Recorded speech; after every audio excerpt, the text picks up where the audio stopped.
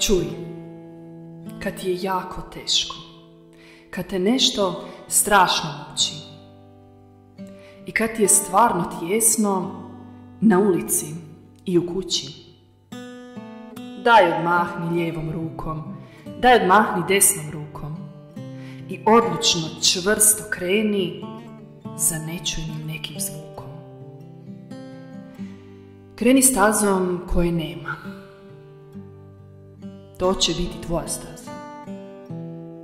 Tko zna što ti sutra sprema taj tvoj put bez putokaza? Al znaš, to je tvoja cesta, što nekamo ipak vodi i da na njoj nema mjesta za drugoga. Zato brodi.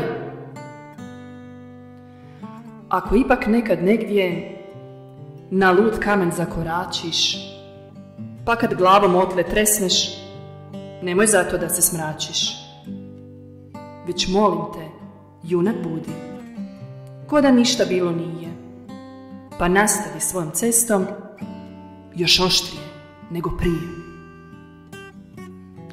A kad ti je zbilja dobro, kad pomisliš da si snažan, smiri malo svoju snagu, nemoj se praviti važan i nastavi svojom cestom, niti lijevo, niti desno.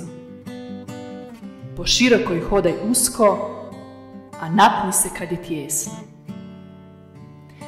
I jednog ćeš dana stići na kraj samog tvoga puta. Tog ćeš časa možda biti bez cipela i kaputa, ali ćeš znati što si, tko si i koliko zbilja vrijediš. Da si netko samo zato što jedino put svoj slijediš.